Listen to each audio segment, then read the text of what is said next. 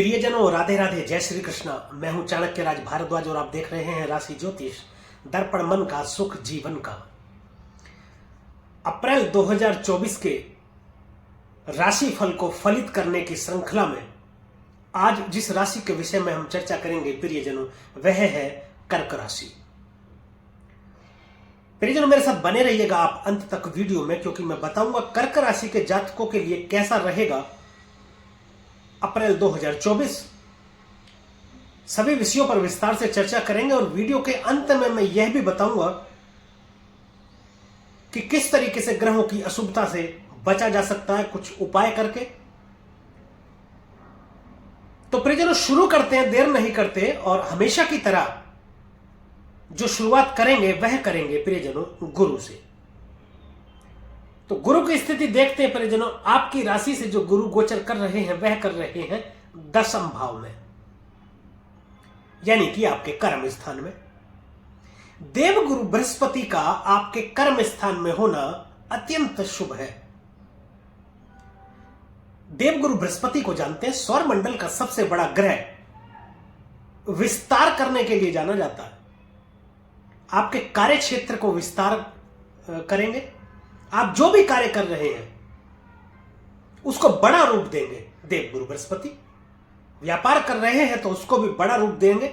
यदि कोई नौकरी कर रहे हैं तो उसमें भी पदोन्नति के अवसर आपको मिल सकते हैं।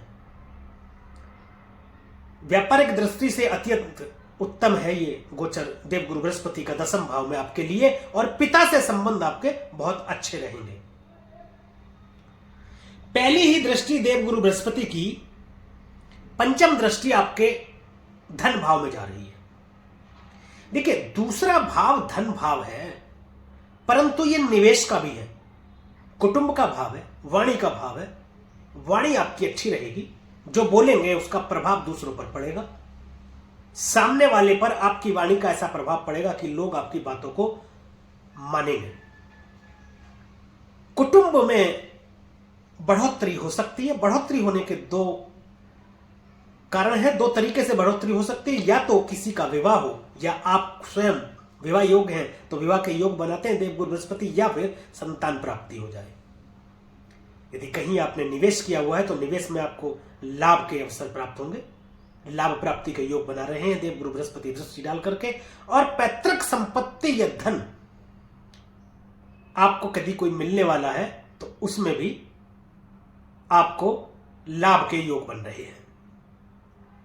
सप्तम दृष्टि से चतुर्थ भाव को देख रहे हैं, जो कि संपूर्ण सुखों की प्राप्ति का भाव है। माता का विचार भी यहां से करते हैं। माता का स्वास्थ्य अच्छा रहेगा। भूमि, भवन, वाहन की प्राप्ति तो आपको आसानी से करा ही देंगे देवगुरु बृहस्पति। यदि आप कोई घर लेना चाहते हैं, कोई वाहन खरीदना चाहते हैं, तो उसकी प्राप्ति के योग आपको बन रहे हैं। नवम दृष्टि छठे भाव में जा रही है, जहां ये अपनी ही राशि को देख रहे हैं। रोग, रिपु, ऋण का भाव छठा है। शत्रुओं से रक्षा करते हुए आपको रोग से भी मुक्त करेंगे। पुराना यदि कोई रोग, जटिल रोग यदि कोई जिससे आप जूझ रहे हैं या परेशान हैं, उससे मुक्ति आपको मिलेगी। और कर्जे से भी मुक्ति दिलाने का कार्य देवगुरु बृहस्पति करेंगे दृष्टि डाल करके। गुरु के बाद बारी कर आती है अब राहु की। राहु आपके भाग्य स्थान में गोचर कर रहे हैं। देखिए, नवम भाव धर्म स्थान है, भाग्य का भाव है। बड़े भाई बहन से थोड़े मतभेद हो सकते हैं, किसी भी बात को लेकर के मनमुटाव की स्थिति हो सकती है। राहु भ्रमित भी करते हैं ना। भाग्य में थोड़ी सी मतलब कमी देखने को मिलेगी। आपको शायद ऐसा लगेगा कि यार मेरे भाग्य में तो असफलता ही लिखी है, या कोई कार्य नहीं बन रहे हैं। धर्म से विमुख करते हैं राहु। परंतु यदि आपने धर्म का साथ नहीं छोड़ा, धार्मिक स्थानों पर जाते रहे, वहां शीश झुकाते रहे, तो राहु आपको ज्यादा बुरा फल प्रदान नहीं करेंगे। पहली दृष्टि राहु की, जो कि पंचम दृष्टि, आपके लगन में जाएगी। लगन आप खुद होते हैं। निर्णय लेने की क्षमता को थोड़ा कमजोर करेंगे राहु यहां पर दृष्टि डाल करके। कंफ्यूज भी हो सकते हैं किसी कार्य को लेकर के कि मैं ये काम कर लूं या वो काम कर लूं, कभी लगेगा कि मैं सारे ही काम कर लूं। पर्सनैलिटी आपकी वैसी हो जाएगी। कुछ निर्णय आपके गलत भी हो सकते हैं। कभी ऐसा भी हो सकता है कि कोई किसी बात को लेकर के आपने निर्णय लिया हो या फैसला किया हो कि मैं ऐसा करूंगा, और बाद में आपको पता चले कि ये तो गलत था। सप्तम दृष्टि तीसरे भाव में जाएगी। तीसरा भाव पराक्रम का भाव है। तीसरे भाव में राहुदेव दृष्टि डालें या बैठे अच्छा फल प्रदान करते हैं। कंप्यूटर से रिलेटेड यदि कोई कार्य कर रहे हैं या करना चाहते हैं तो उसमें आपको सफलता मिलेगी। किसी काम की शुरुआत करना चाहते हैं जो कंप्यूटर से रिलेटेड है तो आप शुरू कर सकते हैं, उसमें आपको सफलता देखने को मिलेगी। फिल्म, मल्टीमीडिया इत्यादि से संबंधित कोई कार्य कर रहे हैं तो उसमें भी बड़ी सफलता देखने को मिलेगी। व्यापार में भी आपको लाभ मिलेगा। छोटे भाई बहनों से मतभेद हो सकते हैं, थोड़ा मनमुटाव की स्थिति हो सकती है। तीसरा भाव कम्युनिकेशन का भाव भी है। कम्युनिकेशन क्या प्रियजनों? कम्युनिकेशन वो जो दो या दो से अधिक लोग आपस में बात करते हैं वह कम्युनिकेशन कहलाता है। तो ऐसा हो सकता है कि आप अपनी बात जो बोलना चाह रहे हो या कहना चाह रहे हो, सामने वाला उसका उलट समझ ले, जिससे परिस्थिति विपरीत हो सकती है। तो राहु की नवम दृष्टि आपके पंचम स्थान में जाएगी। राजनीति का भाव है, संतान का है, संबंधों का भाव है, प्रेम का भाव है, शिक्षा का भाव है। प्रेम संबंधों में थोड़ी सी कंफ्यूज की स्थिति हो सकती है। शक के चलते प्रेम संबंध आपके बिगड़ सकते हैं। संबंधों में मतभेद के चलते थोड़ी कटुता आ सकती है। सावधानी रखने की जरूरत है। मैं हमेशा ही बताता हूं कि ज्योतिष संभावना है और सावधानी। संभावना और सावधानी समझ लेने के बाद में यदि सावधानी रखते हैं तो ग्रह की शुभता से काफी हद तक बचा भी जा सकता है। अब बात करेंगे प्रियजनों शनि की, जो कि आपके अष्टम स्थान में विराजमान है। अष्टम स्थान परिवर्तन का भाव है। अचानक से घटित हो जाने वाली घटनाओं को दर्शाता है अष्टम भाव। ऑकल्ट साइंस का भी है और ऑकल्ट साइंस के कारक शनिदेव भी माने जाते हैं। ज्योतिष की तरफ आपका रुझान बढ़ सकता है या हो सकता है आप पहले से ही ज्योतिष कर रहे हो, क्योंकि शनिदेव यहां पहले से विराजमान है, अपनी ही राशि में बैठे। अष्टम भाव में कोई भी ग्रह अच्छा नहीं माना जाता है, परंतु शनिदेव अष्टम भाव में अपनी ही राशि में बैठे हैं, अपनी मूल त्रिकोण राशि में बैठे हैं। तो आपके लिए यह अच्छा हो सकता है।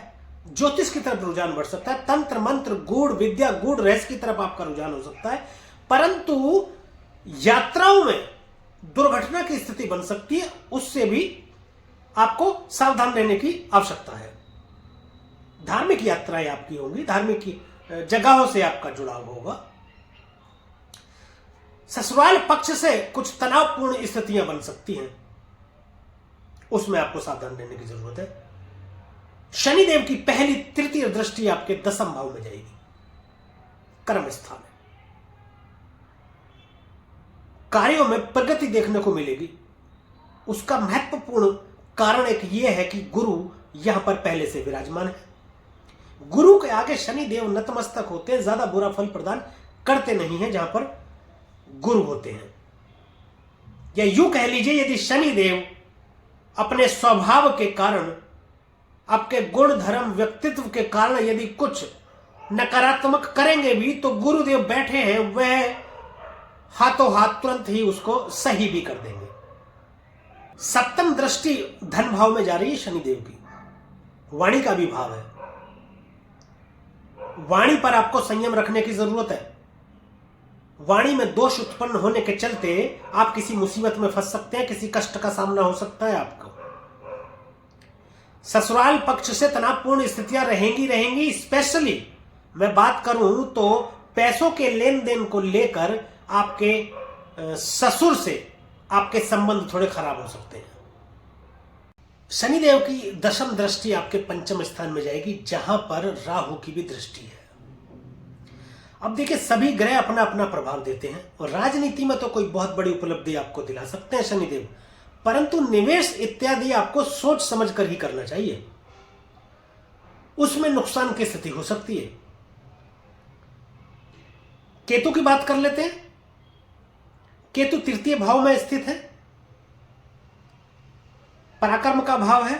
केतु डिटैचमेंट के कारक है, तो पराक्रम में थोड़ा सा दुर्बलता देखने को मिलेगी, पराक्रम में कमी देखने को मिलेगी, आलस्य थोड़ा रहेगा आपके अंदर। परंतु आप ज्योतिष की तरफ अग्रसर होंगे, ज्योतिष की किताबें पढ़ने के लिए आपकी रुचि बढ़ेगी। छोटे भाई बहनों से अलगाव हो सकता है आपका। ये अलगाव देखिए नेगेटिव भी होता है और पॉजिटिव भी होता है। नेगेटिव इसलिए कि किसी बात को लेकर के मतभेद हो जाए और आप अपने भाइयों से अलग हो जाए। पॉजिटिव इसलिए कि आप कहीं नौकरी के सिलसिले में या किसी व्यापार के सिलसिले में आप कहीं दूर चले जाएं, तब आप अपने भाई बहनों से दूर हो जाएं। तो नेगेटिव और पॉजिटिव ये दोनों तरीके की स्थितियों के चलते आप जो है दूर हो सकते हैं छोटे भाई बहनों से। अब बात करते हैं परिजनों बाकी के ग्रहों की, जिनमें सबसे पहले शामिल करेंगे हम सूर्य को। सूर्य आपके भाग्य स्थान में स्थित है अभी, जहां पर राहु भी है। सूर्य ग्रहण के प्रभाव में रहेंगे। सरकारी कार्यों में विफलता मिलेगी आपको। पिता से संबंध खराब आपके हो सकते हैं। 13 तारीख तक आपको अत्यधिक सावधान रहने की जरूरत है, जब तक सूर्यदेव यहां पर विराजे हैं। 13 तारीख को जब ये 10वें भाव में चले जाएंगे तो आपके लिए गोल्डन पीरियड होगा। एक तो सूर्य उच्च के हो जाएंगे, दूसरा गुरु के साथ होंगे, सोने पे सुहागा 10वें स्थान में होंगे। सूर्य प्रकाश का प्रतीक है, प्रकाशमान करते हैं जिस जगह को देखते हैं, जिस जगह पर बैठते हैं। सरकार से लाभ के योग बनाएंगे। राजनीति में बहुत बड़े पद की प्राप्ति करा सकते हैं। सरकारी नौकरी की यदि आप तैयारी कर रहे हैं, जैसे अध्यापक, गुरु और सूर्य की जो युति है वह अध्यापक बनने में आपकी सहायता करती है या मदद करती है। सरकारी अध्यापक आप बन सकते हैं। 13 तारीख के बाद में अच्छा समय आपका रहेगा। व्यापार में भी आपको बहुत बड़ा लाभ देंगे। विदेशों से व्यापार को जोड़कर लाभ की प्राप्ति कराएंगे। चतुर्थ भाव में देखेंगे, संपूर्ण सुखों की प्राप्ति कराएंगे। माता का स्वास्थ्य अच्छा रखेंगे। सूर्य के बाद बात बुध की।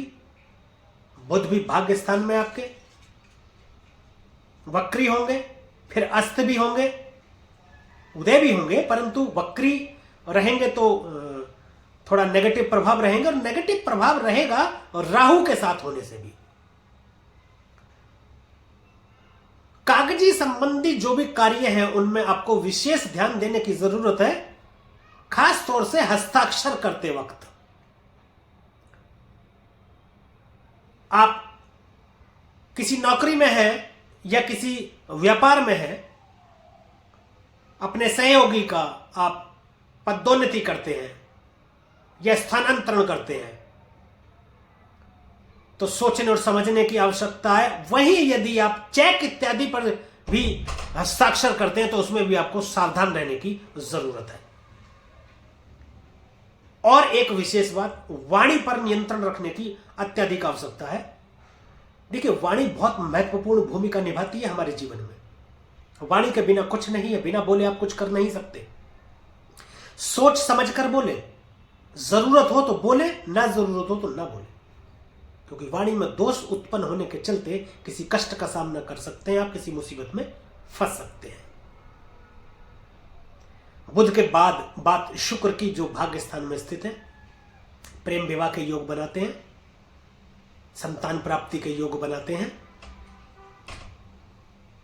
विवाह के योग बनाते हैं, भाग्य में बढ़ोतरी करते हैं। शुक्रदेव यहां विराजमान होते हैं तो संबंधों में प्रगाढ़ता लाएंगे। दांपत्य जीवन सुख में रहेगा। मंगल की बात कर लेते हैं। मंगल अष्टम स्थान में, बहुत सावधान रहने की जरूरत है। कहते हैं कि शनि के साथ जब मंगल, तो होगा दंगल ही दंगल। यहां बैठकर सप्तम दृष्टि से दूसरे भाव को देखेंगे तो वाणी में दोष उत्पन्न करेंगे, सावधान रहने की जरूरत है। कुटुंब में मनमुटाव की स्थिति हो सकती है, वो भी वाणी को कंट्रोल में रखेंगे तो नहीं होगा। चतुर्थ दृष्टि लाभ भाव में जाती है आपके, सामाजिक मान प्रतिष्ठा बढ़ेगी, लाभ में भी आपके बढ़ोतरी होगी, लाभ प्राप्ति का योग बनाते हैं। तो यह था परिजनों ग्रहों का प्रभाव अप्रैल 2024 में कर्क राशि के जातकों के लिए। अब बात कुछ उपायों की कर लेते हैं। बहुत ही ज्यादा महत्वपूर्ण और प्रभावशाली उपाय एक आपके लिए कि रोजाना सूर्योदय से 1 घंटे के भीतर भीतर 108 बार महामृत्युंजय मंत्र का प्रतिदिन जाप करें, तो आपको लाभ की प्राप्ति होगी। प्रियजनों, आज के लिए, अभी के लिए बस इतना ही। यदि यह वीडियो आपको अच्छी लगी हो, दी गई जानकारी से आप संतुष्ट हो, तो कृपया वीडियो को लाइक करें, शेयर करें और कमेंट में हमें जरूर बताएं कि हमारे द्वारा फलित गोचर आप पर कितना प्रभावी है। हमारे YouTube चैनल को सब्सक्राइब करें तथा बेल आइकन बटन दबाना बिल्कुल भी ना भूलें, ताकि इसी प्रकार की और भी महत्वपूर्ण जानकारियां आप तक समय पर पहुंचती रहे। अब मुझे दीजिए आज्ञा, मिलेंगे अगली वीडियो में एक और राशि के विषय में चर्चा करेंगे, अप्रैल 2024 के राशिफल की। तब तक के लिए प्रियजनों और राधे राधे, जय श्री कृष्ण। और आप देखते रहिए राशि ज्योतिष, दर्पण मन का, सुख जीवन का।